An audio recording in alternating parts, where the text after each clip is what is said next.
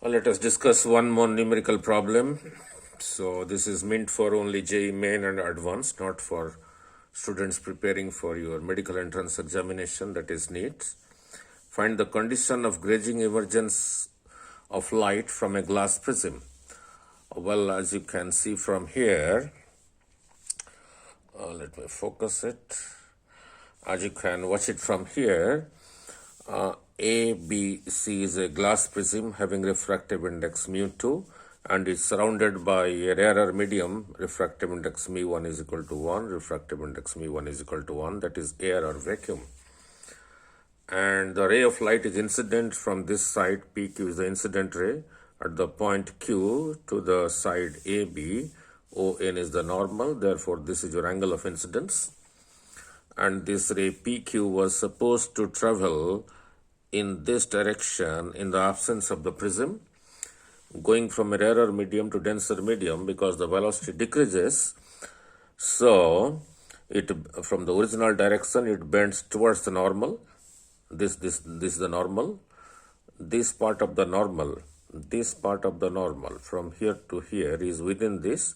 It bends towards that. So this is your angle of refraction, R1 at here.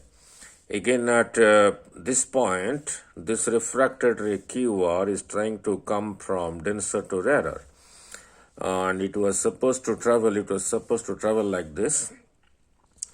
So going from denser to rarer, it bends away from this normal. Suppose it is traveling this side to this side along RC, means this is your refracted ray, emergent ray, RS.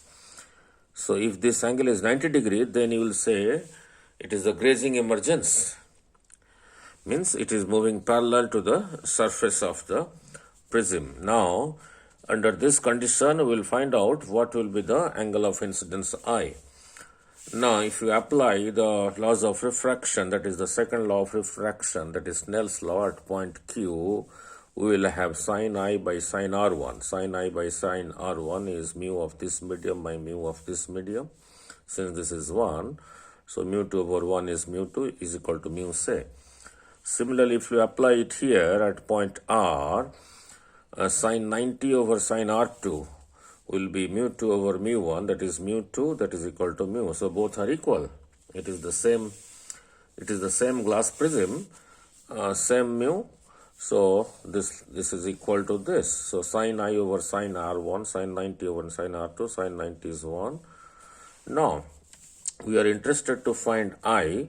So take this sin R1 to the right hand side. So sin I becomes sin R1 over sin R2. And since for a prism, this angle of the prism is always equal to R1 plus R2. So, is always equal to R1 plus R2. So, R1 will be A minus R2. I substitute it here. So, sin of A minus B formula, sin A cos B minus cos A sin B over sin R2. So, I will keep this term sin A and cos A. I will replace these two terms. Now, if you look at here, since on the rarer medium this angle is 90, so therefore this R2 must be equal to the critical angle. So, here R2 will be the critical angle since angle MRC is equal to 90 degree. Since angle MRC is 90 degrees, so R2 must be the critical angle. So, let me represent R2 as angle C. So, cos R2 is cos C. Cos C is equal to 1 minus sin square C square root of that. And since 1 by sin C is equal to mu, so sin C is 1 by mu, so I put it here. So your cos R2 becomes 1 minus sin square C square root of that. So I put the value of sin C, so this comes out to be mu square minus 1 square root of that divided by mu. Now sin R2 is sin C is 1 by mu. Now put these values of cos R2 and sin R2 in equation 1. So, and solve it. So you just put it and you finally arrive at sin I is equal to sin A mu square minus 1 square root of that minus cos A. So I is equal to sin inverse of this. So that is all about. Thank you.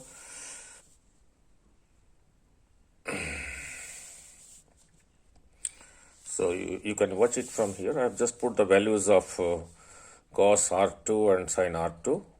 One value here, one value here. I have taken 1 by mu common. So this cancels with this. So I am left with sin A, mu square minus square root of that minus cos A. Better to write this term here, otherwise it will appear as if it is multiplied with this angle. So I have rewritten it here. So I is equal to this, under this condition for I, the emergent ray from the glass prism will be grazing the surface, that is making this angle as 90 degree. Thank you.